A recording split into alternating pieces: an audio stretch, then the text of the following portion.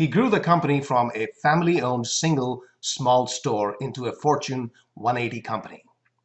There are not very many people in the world with that kind of an honor.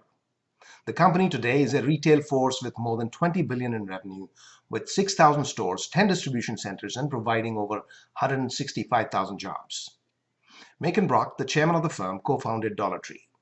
He's an inspiring example of how success in business can be achieved with sharp focus on the nucleus of any business. Of course, what that nucleus is needs the genius of the man or the woman in charge to define. Why should you listen to him? You could say you already know the nuts and bolts, but of course you do. And whoever said that actions and knowledge are related? What matters is the depth of insights, beliefs, and inspiration. For that, he, my friend, is a minefield. So folks, here's Macon for you. Okay. Well, thank you for your presence on my show. I really appreciate the time you're giving me. I'm glad to do it. Wonderful. So Macon, what I wanted to do was go deeper into some of the experiences you've had, as opposed to what's already known by a lot of people. You've had an illustrious career. You've taken a company from pretty much one store to 14,000 stores, to close to $20 billion now in revenue with 170,000 employees, so on and so forth. So, the story is big. But the key thing is, when you went through the challenges and the difficulties and you said, what do I do next? Mm-hmm. And people try different things. And so the process that you went through in those small and large challenges is what I really want to get at. And in particular, because this is an industry which is highly competitive, retail is highly competitive, but more importantly, the segment that you address, the dollar segment, the buck segment, as you call it, yeah.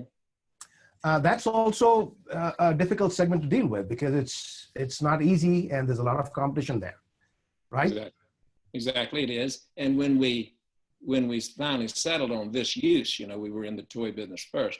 When we got into this business, which was the $1 business, we found it not difficult to succeed because we were making up a piece of the business that didn't really exist. That's why in the title of this book, How America Had Changed American Retail, because the $1 store, which we were all called, and they were two very big, successful companies with dollar in their name, Family Dollar and Dollar General, already around for 60 years.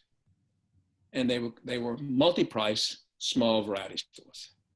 But we came in with this concept, with everything priced at $1, which was unique in the industry and really hit a chord with the public.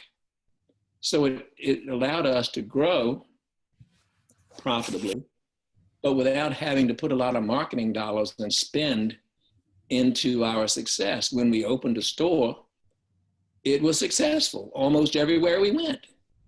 And it returned the capital that we invested the first year.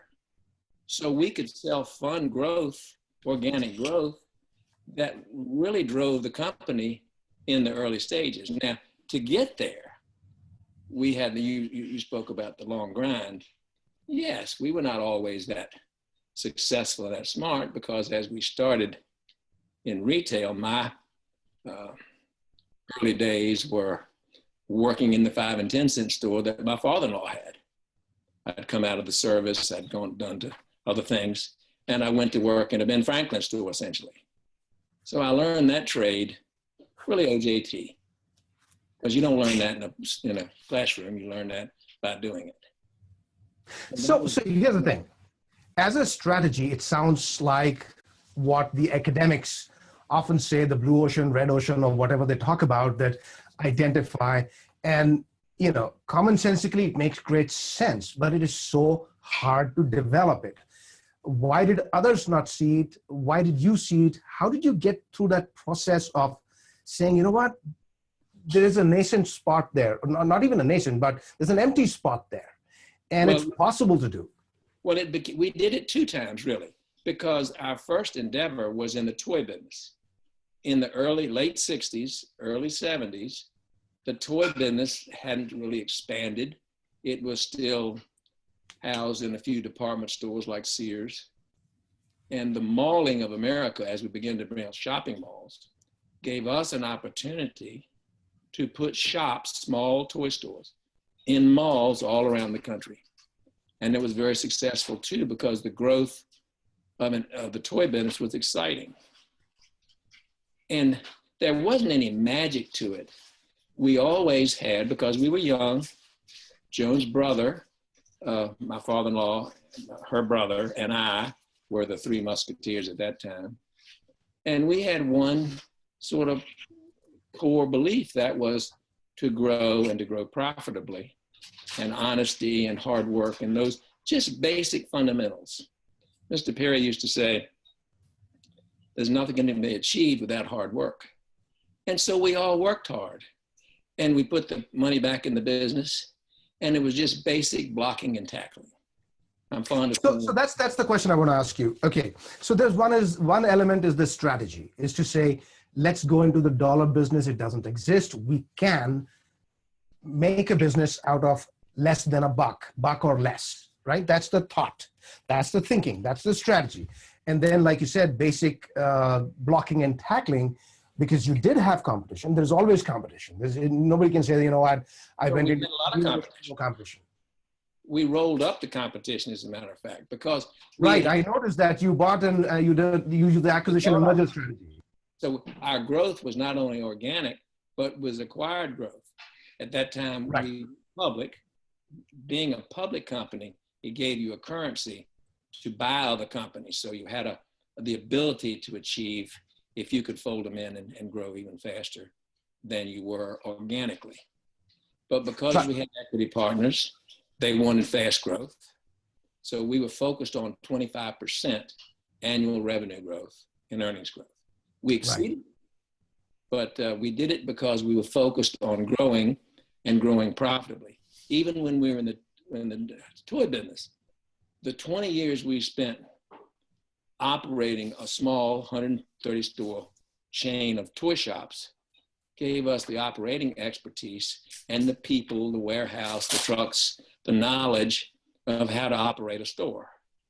And when that was sold, we diverted all that energy and those assets to operating the $1 business, which we found even more exciting, because the toy business had begun to slow down. It was being taken over by electronics and big box retail. So we sold it and got the money and started over and formed another company, which became Dollar Tree.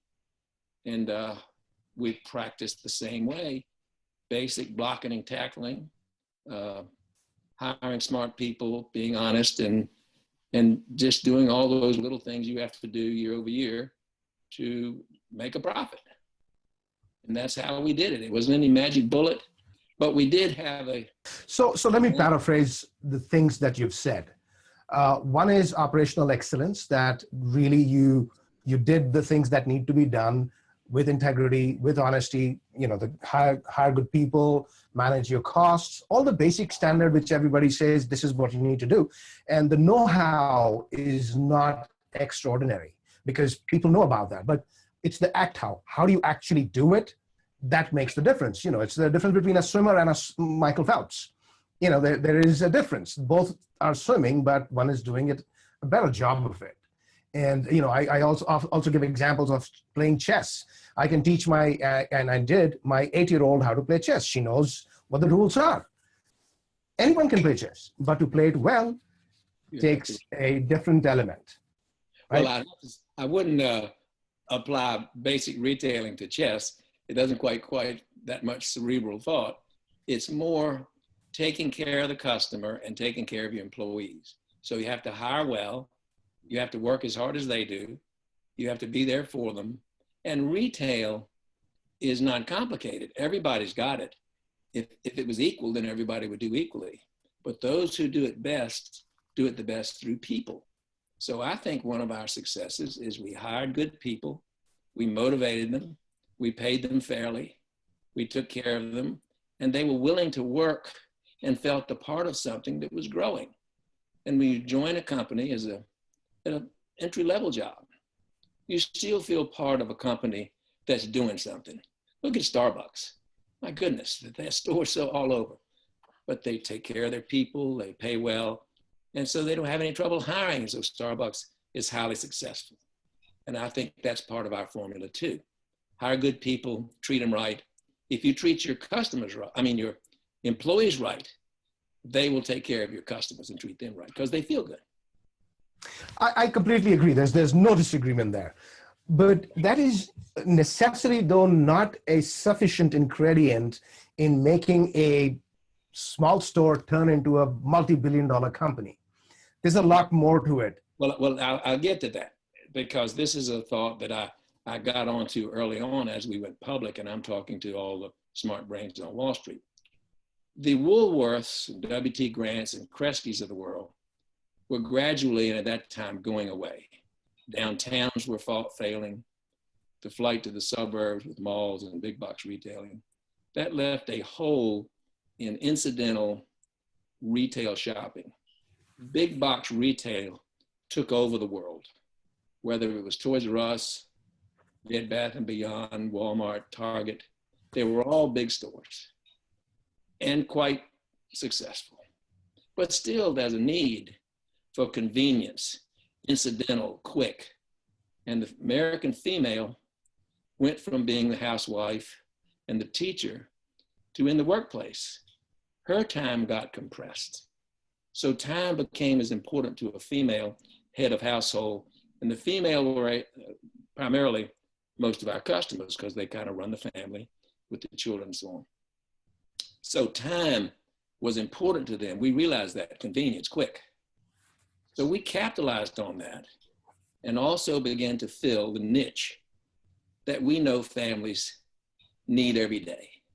All the seasons, all the birthdays, all the parties, all the thoughts within an office, all the memories that we do for gifting, all the outpouring of support that comes from the American psyche to do something for others is well expressed in our store because you can go in, find something incidental, not a lot of money, and pass a thought on to someone who you care about. So a big part of our philosophy and what we carried in the Dollar Tree stores was things that we knew people bought every day. Things you need. Of course, what's happened in the recent memory is because we've added a large measure of consumer goods, which we didn't always do at first. Now we have food and frozen, refrigerated, and canned goods. But that's hitting us a segment of the market that we didn't hit before. Those that are on a budget, those that are less, with less means, way more important to that segment. So we end up getting both the upper income with disposable money for parties and thoughts and Christmas and all those things you do to decorate, but also the things you need every day to live. And the more money you've got, the more you'll spend the discretionary. But if you only got a little bit of money, then those customers buy the consumer goods, which we have both now. So here's my question to you. You've described your experience. Now, if I were to extract a principle out of it, okay, and say, let's take, you did retail, but let's say high tech. Let's say services and technology companies. How do we apply these very principles? Because they see same situations. Like at some point you notice there is a problem, there is a pain, there is a missing entity, right? And the world looks good. World looks good. There are different companies, and you identify that particular hole in the space. So if we take a company that says, you know what, there's a lot of competition, we are in this staffing business and there's fragmentation, a person with your kind of approach would come and look at this and be able to, in my mind, identify a hole and suddenly change the structure of the industry, so to speak, right? And so I want to extract that principle. How did you see what others were not seeing? How did you see these details? So you talked about the segments, the details about, buying needs of one segment versus other. One way is to go the Procter & Gamble way, which is, you spend boatloads of money on research, but I don't think that's the way you took. No, we went the opposite way. We saw, and it was easy to see because the customers showed us. We didn't have some light bulb. We did what we did by buying value at $1. The idea wasn't to carry $1 things in a store. It was to carry things that were worth more than $1 in a store where everything is $1. So the perceived value became as important as what we carried. And people would ask, well, how long can you keep the price at $1? Inflation's gonna kill you. But no, it won't, because we change what we offer and keep the price point. And as long as everything's relative, we were able to do that through a lot of importing and a lot of changes in manufacturing. Because the Procter & Gamble's of the world that wouldn't give us the time of day when we were smaller actually make things for us. They've had to address the dollar price point. We are so big that the national manufacturers like Unilever and Colgate and all of them, they all of a sudden recognize the sector and space and are willing to apply some of their investments to make products that fit our need, not just ours, but certainly we're the lead part of it, because the $1 price point is for the consumer magic. And we didn't just have to dream that up. The customers showed us every time we opened a store, it was profitable. We didn't have any stores that were not profitable. Some did more than others, but that was because of underserved markets, perhaps. So another way to put, I want to get to a certain things, and I'll come from multiple angles to that, because it gives us a sense of perspective, right? So, because what I'd like to be able to do is to extract that thinking pattern and put it across in variety of industry verticals. How do you address your own problem from my audience point of view? So you saw something that perhaps others don't, obviously. No, others saw it. No, others saw it because we had clones. The $1 business became almost ubiquitous. But they saw it after you saw it. Well, we got it going. We were the biggest, the fastest, and the best. And so there were operators that started in other parts of the country that started the same business and rolled it up to a certain size. But there's a big difference in operations. This is important. You can operate 100 stores.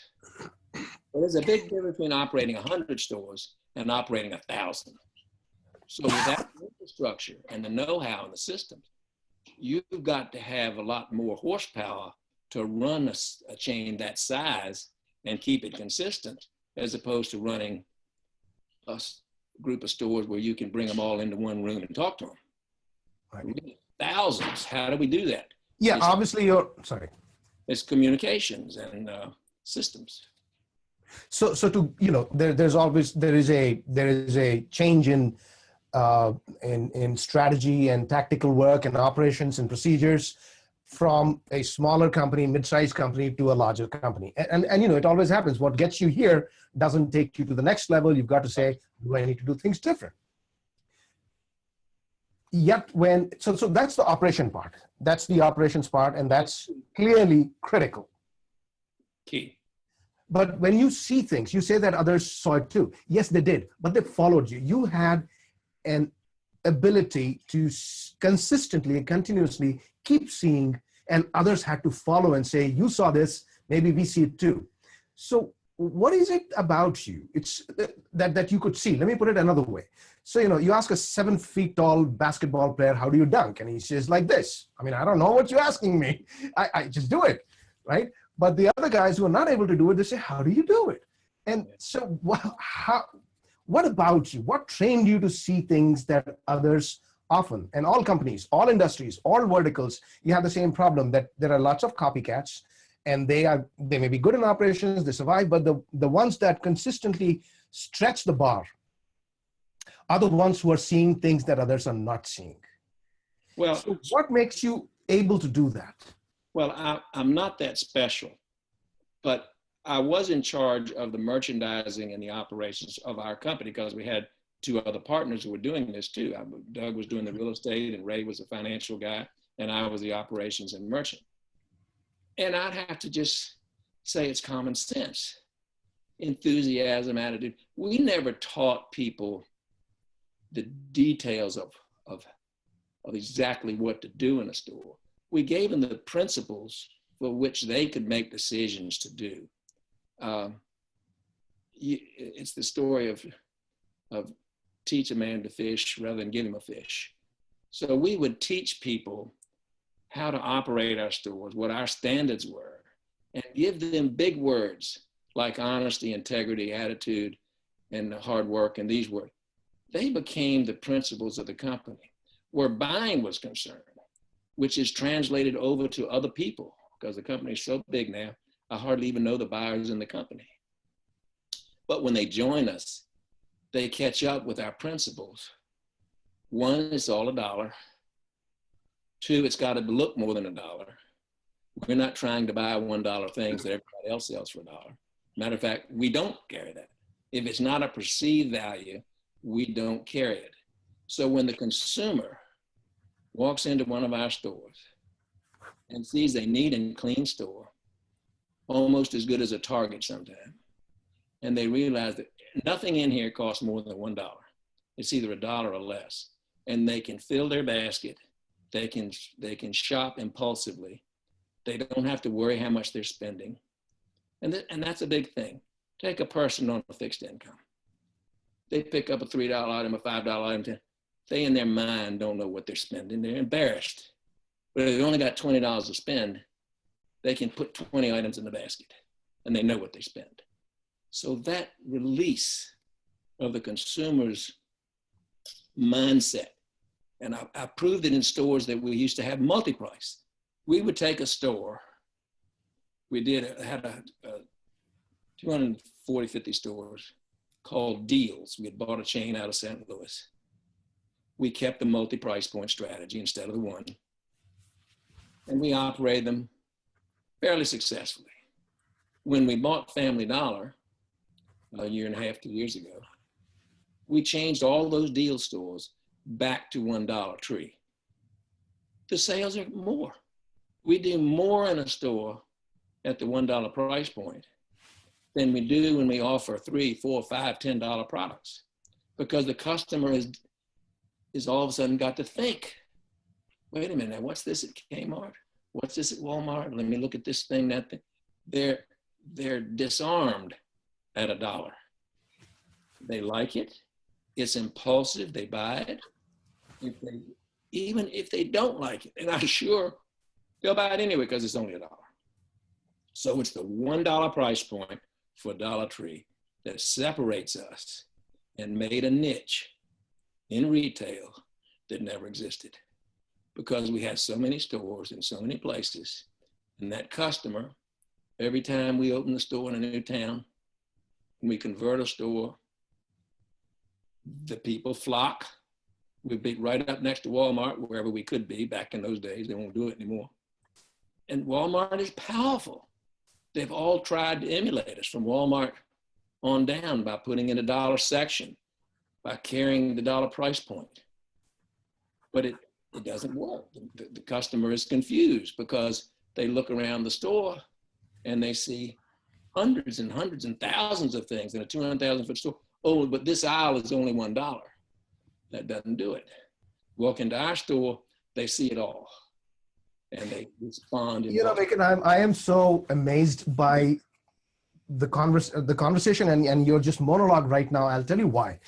You know, the 7-foot basketball player example, he doesn't know why he's that successful, but because I talk to a lot of people, I can see the difference in my conversations. And I also do other things, consulting work with CEOs and all. One of the things I see is the differences in conversations. Many of these companies say, we are at this point, $200 million in revenue. How do we take it to 500 million or $1 billion? And the conversation is around that idea. Focuses entirely on the numbers. How do we take it from this point to that point? You haven't talked about that. You No, I'm not talking consistently about focused on the customer. the customer. The numbers will come if you follow the principle. We have markup guidelines. We can't sell things without a margin because we have an expense line.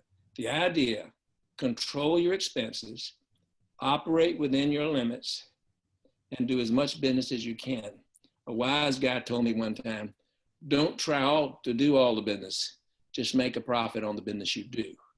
When you try to do all the business, then you get worked up into driving the retail top line. We used to call it in retail heroin. Go stack Coca-Colas in and give them away. Stack some other item with no profit.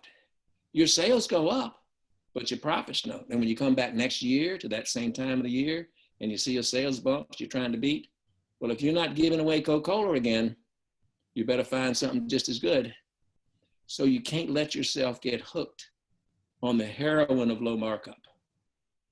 Make a profit within the reasonable, follow the principles, and then do as much as you can, as reasonably as you can, wherever you can. And that has taken us from up to $10, $11 billion at $1 at a time. It is huge. And we got so big that, like I say, you have to change. If you're not changing in retail, you're dying. If you're not growing, you're dying. You have to grow.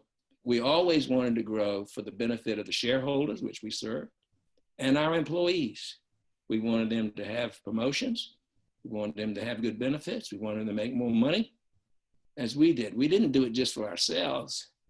We were using a whole cast of people that signed up to this same philosophy of sharp quality retailing and try to exceed the customer's expectations of what exceed their expectations and you'll win. And their expectations for a dollar store was low. People, oh, I don't want to go in there. It's a junk store. I mean, when do you go to Dollar Tree for? I said, I've never been in there. And then they go in and they go, wow, I can't believe this. And men, or worse, women know the deal. But a lot of men who don't shop there, they said, I never go there. Go talk to a New York man, some guy on Wall Street. He ain't got a clue because he's never been in the real world. You know, this is interesting. And to give name to what I have just heard, there's this culture that you developed around a vision, an idea, a group of people. Vision, an idea, exactly right. The idea of serving the customer in something that they need and want every day, all the time, every season, that we can always exceed their expectations for fun shopping. When you go into a store and see what you can buy, it excites people. They have parties, they decorate their tables, they just go crazy. They always get mad. Oh, I came in here for one item and I spent $20. I must be making you the richest guy, blah, blah. Because they were always happily exceeding their own expectations for what they found in our stores. And that's the key. But that is a very deep insight. That is a very deep insight about a customer. Because, it sounds commonsensical hearing from you. It makes sense. But to discover it, to identify that idea that you just talked about, specificity of the idea, that this is not the idea, that is not the idea, that doesn't work, this doesn't work, it's only this, whatever it is. And how do you encompass it and communicate to your entire organization that this is the idea we're serving? I think that is what probably made you successful besides being operationally excellent. It's true. And I'll tell you another story. It's in my book. That I did this. When we were early starting it out in the dollar side, Doug and myself and Ray, there was thought, well, gosh, we don't know how big the dollar price point can go, so why don't we try multi-price point? And I was saying, I was a merchant, I'm saying, no, I doubt that, but okay, we'll try it. So I sent a guy to New York and I said, go out and buy $1, $2, $3, and $4, $5 products, samples, and bring them back.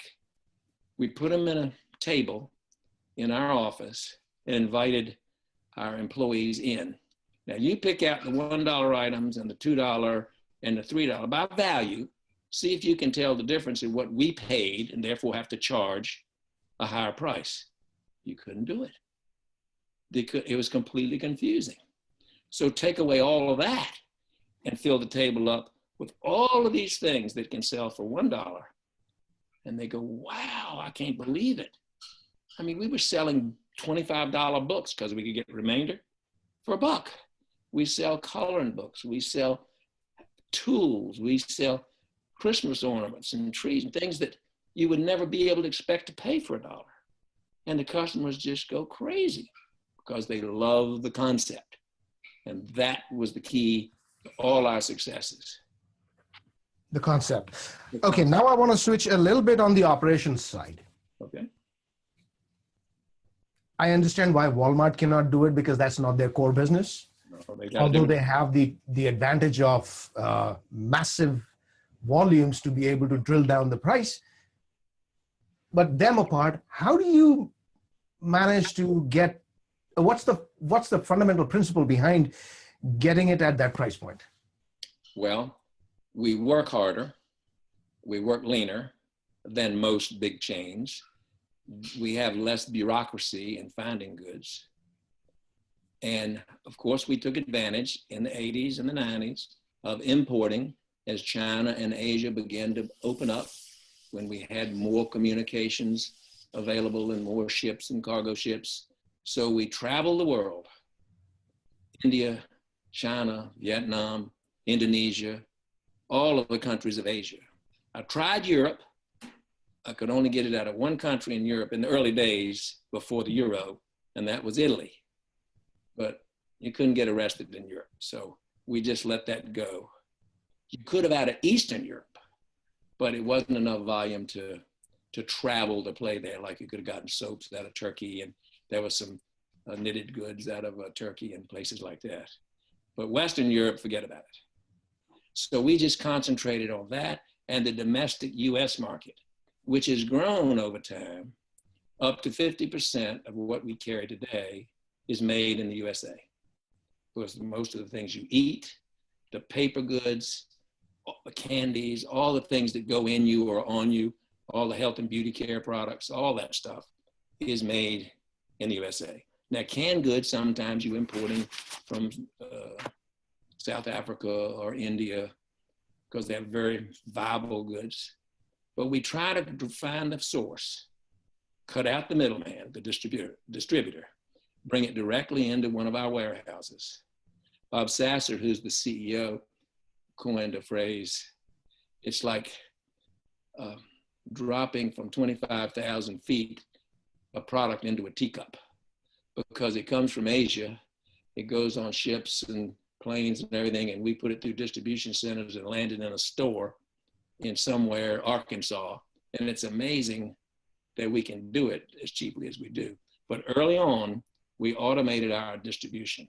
We couldn't have done it if we were able to control our logistics costs. So the first job we did was to build contemporary automated warehouses, so you could handle the volumes. And we only did case pack and break pack then. And so cartons would fly on the rollers and into the trucks and onto the stores, lickety split. To create these processes, I would call them really cutting edge processes during their times, because you had to be better than others. Yeah. How did you acquire that know-how? Well, fortunately, people like Walmart and bigger companies than us already pioneered that technology. We weren't on the cut edge of that. All we did is just buy the technology and put it in. So we didn't have to invent that, but it was there for us. So the computers and the systems and so on, we just had to step up and computerize ourselves, because you just couldn't do it by hand anymore. We used to do everything by hand, but yeah, we couldn't keep doing that. So that's the good part. So you acquired the best of the class technology and the best of the class processes. Yes. Perhaps you hired people who had worked at Walmart and yes, and even in the store technologies, we were slower than most retailers to go to point of sale and all those technologies, because we were doing it by hand. It was simple. There was only, everything was $1. You just counted the $1, 2, 3, 4, 5, $6. It was a simple business. But because we grew, we couldn't continue to blind ship and push the stores. It was all $1, but still you got inventory imbalance. So when we did set about to automate the company and put in point of sale and all the systems that allow for automatic distribution, we skipped 2 generations of computer failures. So we didn't have a legacy system that we had to throw away. It was just had to add the latest. And so that saved us some dollars and some heartache because we were not already doing something that we had to give up. We just brought it in and learned it. And with that came new people, new technologies. We had to hire new people to help us do that. Right, right. So now I want to ask you something, last set of questions or question. It relates to the culture aspect, the concept aspect. Mm-hmm. And I firmly believe that I'm also from a military kind of background. And I know you were in the Marine Corps, and culture is central to it is Marine absolutely Corps, the SEAL teams. Did it have any impact on you as being successful in the business world? Yes, I think it did. I'll use my Marine Corps experience, the basic school at Quantico and the officer candidate school that you go through there. I learned leadership, action, decisiveness, things like that that help you in the business world, not from a military point of view, but for one thing, how to take care of your men, how to take care of people. That's as important to an officer as is anything. So when we get in the retail business, how to take care of your folks and how to be decisive and to be friendly and use humor and don't try to catch people doing something wrong, try to catch them doing something right. Praise in public, correct on the side. These basic principles of behaving yourself in a responsible leadership role transcends to the other people under you. And today, where I'm retired, chairman of the board, the people that run the company today exhibit those same cultures. Now, is it the same as back in the old days? The old timers would say, no, it's not the same because we are guilty of being large and bureaucratic. I would have hated that in my time, but I couldn't run the company today. My qualifications have been exceeded. I saw that coming and began to hire people to come in who could exceed me because you can run yourself out of competence. And I realized early on that this company is going to continue to grow at this pace and get to this size. I'd better be able to move over and put somebody in here who has talents and training and abilities that I didn't have and transfer what I had to them, which we did. And they take over in a very satisfactory way. And the new CEO, or the old CEO now, is Bob Sasser. He came in 99 after my partners had retired, and he became my COO after a few years working together. He had talents I didn't have. I was happy to hand over the CEO-ship to him, and I served as executive chairman for a while, and now he's run the company up. I'd call him Founder 2.0 because all these things I'm he could be talking about them too because they're his principles too. And now he's getting ready to succeed. So I think the microphone is a little bit of a problem all of a sudden. You moved the laptop. Okay. Yeah. Okay. Yeah. So Bob is the old CEO who took over from me. He was able to hire people and do things. Now your ability to relinquish control, it's a very hard thing to do for most entrepreneurs. Did it have anything to do with the culture in the Marine Corps? Well, it certainly did. I mean, I understand leadership. You know, you move over, they change jobs. I was used to that. I didn't have any trouble with it. Look, it's fun to be the man. I miss the association I had with some of the Wall Streets and the bankers as the CEO, but I didn't miss the pressure and the travel and the work I had to do. Plus, I realized that it's time for a new generation of leadership. You just have to do that. That's part of your job as a leader is to succeed yourself. And part of your job as a CEO is to see that other people do the same, to provide for continuity. We do that regularly. We did it well with my transition. Bob will do it well with his, because that's part of the culture of the company, that we've always been, and in Bob's leadership, detailed planners. So we set about a budget every year. We set goals for a 5-year plan.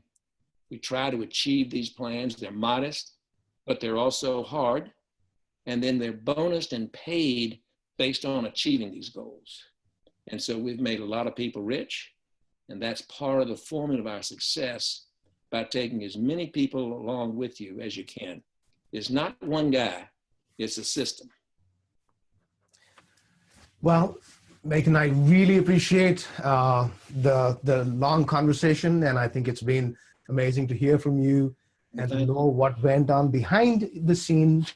And so I like talking about it. I love the company. I go to the board meetings and I admire what they're doing now.